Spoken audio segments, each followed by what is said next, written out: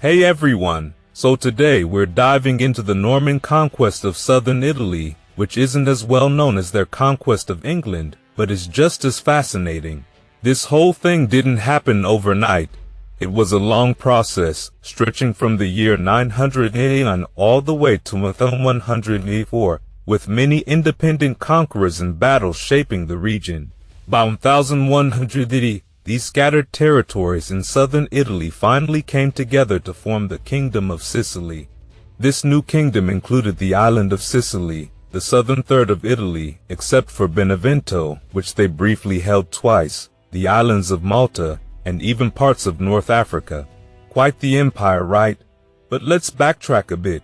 The Normans didn't show up all at once with some grand master plan. They started arriving as mercenaries. Originally, they were hired by the Lombard and Byzantine factions fighting in southern Italy. When they got there, they saw plenty of opportunities and sent word back home to Normandy. Pretty soon, more of them started coming down to make their fortune, and before you knew it, they were establishing their own fiefdoms all over the place. Within 50 years, they weren't just mercenaries, they had become rulers of their own territories. Now, this wasn't like the Norman conquest of England in 1066, where one big battle, Hastings, decided everything. The conquest of southern Italy was a lot messier, with many smaller battles spread over decades. Each piece of territory was conquered independently, and it wasn't until much later that these areas were unified into a single state. It was chaotic, but in the end, the Normans were just as successful in Italy as they were in England. There were even some Viking connections to all of this. Although there's not a lot of evidence of Vikings running wild in Italy before the Normans showed up, there were some early raids. For example, in 860, a Viking fleet, possibly led by Bjorn Ironside and Haystein, landed in Sicily and conquered it. Plus, many Norsemen later fought as mercenaries in southern Italy, including the famous Varangian Guard, which was led by Harold Hardrada, who would later become the King of Norway. Between 1038 and 1040, he, along with Norman and Lombard forces, actually helped conquer Sicily. Interestingly, some runestones were even raised in Sweden to honor warriors who died in southern Italy, known as Langbarthaland in Old Norse, which means land of the Lombards. But the Norman conquest wasn't just about soldiers and mercenaries. Some prominent Anglo-Danish and Norwegian nobles also got involved. For instance, Edgar the Atheling, the last heir to the Anglo-Saxon throne, headed to southern Italy in 1086. There was also Jarl Erling Skaki, who got his nickname Skaki, means bent head, after a battle against Arabs in Sicily. It's also worth noting that some rebels from England, who didn't want to live under William the Conqueror's rule, fled south to fight on the Byzantine side against Robert Guiscard, the Norman Duke of Apulia. The Normans first showed up in southern Italy around 999, according to some accounts. There's a famous story, though historians still debate its accuracy, about how a group of Norman pilgrims on their way back from Jerusalem ended up in the city of Salerno. While they were there, the city was under attack by Saracens, and the Normans were not impressed by how the locals handled things. They stepped in, fought off the attackers, and saved the city. The local prince, Gamer III, was so grateful that he offered to let them stay, but the Normans declined. Instead, they promised to spread the word back in Normandy about the opportunities for military service in Salerno. That story, known as the Salerno tradition, was first recorded by a guy named Amadis of Monte Cassino, who wrote about it between 1071 and 1086. It became the accepted version of how the Normans got involved in Italy, even though later scholars have questioned some of the details. There's also another version of events, called the Gargano tradition, which claims that a group of Norman pilgrims visiting a shrine in Monte Gargano in 1016 met a Lombard named Melis of Bari. He convinced them to help him in his rebellion against the Byzantine rulers of Apulia. Some historians even suggest that these two stories, Salerno and Gargano, might be connected. One more interesting tidbit, there's a story about the Dringit brothers, who had to flee Normandy after one of them killed a guy named William Ripostal. Depending on which source you believe, either Osmond or Gilbert Drengid was the leader. They ended up in southern Italy, where they joined Melus of Bari in his rebellion. This led to the establishment of the first Norman political body in southern Italy, the County of Ariano, between 1016 and 1024. And things were really heating up. On May 9, 1009, an uprising broke out in Bari, sparked by a guy named Melus, a Lombard local who was fed up with the Byzantine rule over southern Italy.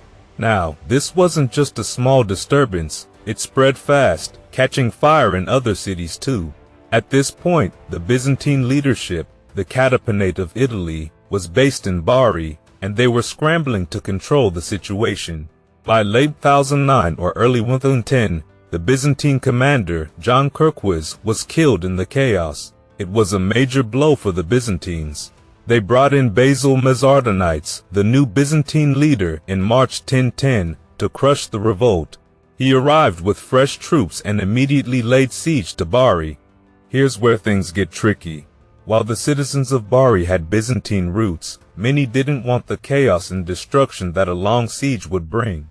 So, they struck a deal with Basil, pushing Melus and his brother-in-law Datis out of the city. On June 11, 1011, Basil triumphantly marched into Bari, reasserting Byzantine control. But instead of being harsh, he took a surprisingly soft approach, exiling Melus' family to Constantinople instead of punishing them severely. Melus' son, Argyris, was among those sent to the Byzantine capital. Things remained relatively calm for a few years after Basil's death in 1016. But when his successor, Leo Tornikios Contolian, arrived, Melus was back with a vengeance. This time, he had some serious muscle with him, Norman mercenaries. Yup, the Normans had entered the scene, thanks to Pope Benedict, who had sent them as reinforcements. Melus, now teamed up with these fierce warriors, aimed to reclaim his lost ground. Leo Tornikios wasn't going to just sit back though. He sent his general, Leo Paschinos, to confront Melus and his Norman allies. The two forces clashed near the Fortor River at a place called Arenula. The battle was inconclusive at first. Some accounts say it was a draw, while others suggest Melus might have had the upper hand. But the fighting didn't stop there. Tornikios took command himself and faced Melus again near Civita. This time, Melus claimed victory, though some Byzantine records argue otherwise.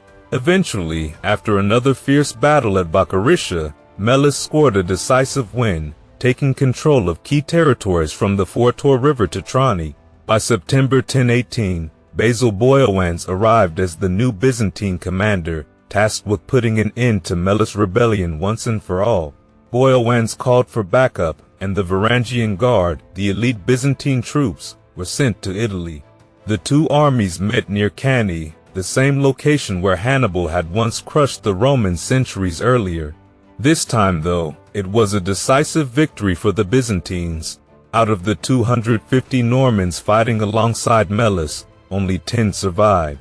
One of those survivors, Ranulf Drengid, would later rise to lead the Norman contingent, marking the beginning of their significant role in southern Italy. With the rebellion squashed, Boioans fortified his control by building a fortress at Troia, a strategic pass in the Apennines. Interestingly, Normans were on both sides of the conflict at this point, showing their pragmatic nature. They fought wherever the opportunity seemed best for them. But Melus' defeat wasn't the end of the drama. Pope Benedict, who had initially encouraged the Norman involvement, was now alarmed by the shift in power. In 1020, he traveled to Bamberg to meet with Holy Roman Emperor Henry II, though the emperor didn't act immediately. Things escalated in 1021 when Boioans and his ally Pandulf of Capua captured Datis, who was holed up in a tower in the Duchy of Gaeta. Datis met a gruesome fate. He was sewn into a sack with a monkey, a rooster, and a snake, then tossed into the sea. Talk about brutal medieval justice. Finally, in 1022, Emperor Henry II sent a massive imperial army south to deal with the Lombard princes once and for all. The army, divided into 3 detachments, failed to capture Troia, but it was enough to end the revolt. Pandulf of Capua was captured and sent off to a German prison, signaling the end of Lombard resistance in the region.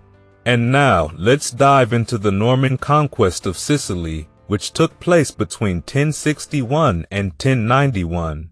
After the island had spent about a century under Arab control, the Normans set their sights on Sicily, an island with a mixed population of Christians, Arab Muslims, and those who had converted to Islam. Sicily had passed through the hands of various rulers before the Normans arrived. The Aghlabids and Fatimids once controlled the island, but by 958, the Qalbids took over and maintained power until 1053. However, things started to unravel during the 1010s and 1020s due to a series of succession crises, which opened the door for external interference, specifically from the Zirids of Ifriqiya. This period was chaotic, with different factions and fiefdoms battling for control. Amid this turmoil, the Normans, led by Robert Guiscard and his brother Roger Basso, saw an opportunity. Backed by the Pope, who had granted Robert the title Duke of Sicily, they launched their invasion. In May 1061, the Normans crossed the Strait of Messina from Reggio di Calabria, targeting the city of Messina for its strategic value. Roger, ever the bold strategist, led the first wave, landing undetected overnight and catching the Saracen army by surprise the next morning. By the time Robert's forces landed later that day, Messina had been abandoned, and the Normans were able to take control without a fight. From there, Robert fortified Messina and made an alliance with a local emir, Ibn al-Timna, to take on his rival, Ibn al-Hawas. With their new ally, the Normans marched deeper into Sicily, capturing towns like Paterno. However, their siege on Castrogiovanni, modern-day Enna, the strongest fortress in the region, was less successful. The garrison was defeated, but the citadel held out, forcing Robert to return to Apulia for the winter. Before leaving, he built a fortress at San Marco d'Alencio to secure their foothold. Roger, meanwhile, returned to Sicily later in 1061 and captured Troina. Then, in June 1063, he led the Normans to a significant victory over a Muslim army at the Battle of Sharami. This win was crucial. It solidified their presence on the island. Robert came back in 1064 to continue the campaign but had to call off an attempt to take Palermo. It wasn't until 1068 that Roger achieved another important victory over the Muslims at the Battle of Misolmari. The Norman conquest of Sicily reached a turning point in 1071 when they launched a second siege of Palermo. This time, it was successful. The Normans entered the city on January 7, 1072, and 3 days later, the defenders of the inner city surrendered. Afterward, Robert appointed Roger as Count of Sicily, while he kept control of Palermo, half of Messina, and the Christian majority region of Val d'Amone. Roger continued his campaign, capturing Trapani in 1077, Taormina in 1079, and Catania in 1081. Though at times he was called away to deal with issues on the mainland, Roger systematically brought the island under Norman control. Syracuse fell in 1086, and by February 1091, the last Muslim stronghold, Noto, surrendered, marking the end of Muslim rule in Sicily. With Sicily firmly under Norman control, Roger even extended his power to Malta, subduing the island and imposing taxes while allowing Arab governors to remain in place, for a time anyway. And the Normans were gaining ground in southern Italy, and next on their list was the Duchy of Naples. Now, keep in mind, Naples was technically still under Byzantine control, but in reality it had been operating independently for quite some time. What's really interesting here is that Naples had long maintained a somewhat cooperative relationship with the Normans, ever since the early 1020s when Duke Sergius IV requested help from Ranulf Drangit, a Norman knight. But, as we'll see, this arrangement was about to change dramatically. By the summer of 1074, things started heating up. Tensions broke out between Richard of Capua and Robert Guiscard, two of the leading Norman figures of the time. Naples, under Duke Sergius V, threw its support behind Robert, which essentially turned the city into a key supply hub for his military efforts. This, of course, didn't sit well with Richard, and in June 1077, he laid siege to Naples, with Robert supporting the siege by blockading the city's port. It was a tactical squeeze from both land and sea, but the conflict took a turn when Richard suddenly died in 1078 during the siege. At this point, Richard's son Jordan took over the siege, but quickly realized that if he wanted to gain favor with the Pope, he needed to back off. So, the siege was lifted, and for a while, it looked like Naples had dodged a bullet. But in 1130, the political landscape shifted when Roger II of Sicily was crowned king by Antipope Anacletus II. This was a major moment. Roger's power was solidified, and Naples, along with many other southern Italian states, was formally recognized as part of his kingdom. Now the citizens of Naples were in a tough spot. They had to choose between submission to Roger or resisting his expanding power. Initially, they put up some resistance.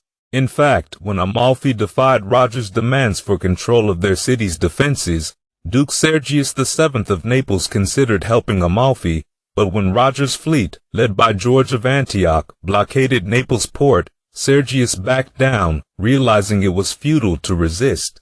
Despite some skirmishes and rebellions over the next few years, by 1137, the situation became more dire.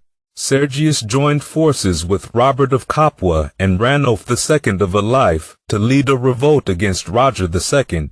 They were even able to secure help from the powerful maritime city of Pisa, which sent a fleet to support the resistance. But Naples soon found itself under siege again, this time from Roger's forces. The siege dragged on, with food supplies running low and starvation setting in. Yet, according to historian Falco of Benevento, the Neapolitans refused to submit, preferring to starve rather than bow to Roger's rule. Their fortunes briefly turned when the Holy Roman Emperor, Lothair II, arrived with reinforcements, temporarily lifting the siege. However, when the emperor withdrew, the rebellion crumbled. By October 1137, Sergius VII, the last Duke of Naples, had died, and with no heir to continue the fight, Naples' fate was sealed. Although it took a couple of years to finalize the takeover, in 1139, Naples was officially absorbed into Roger II's Kingdom of Sicily. The city's independence, which had lasted since Roman times, was over. Roger's young son, Alfonso of Hauteville, was installed as the new Duke of Naples, marking the final chapter in the Norman conquest of southern Italy. The transformation of Naples in southern Italy under Norman rule paved the way for a unified kingdom that was culturally diverse but politically centralized under Norman authority.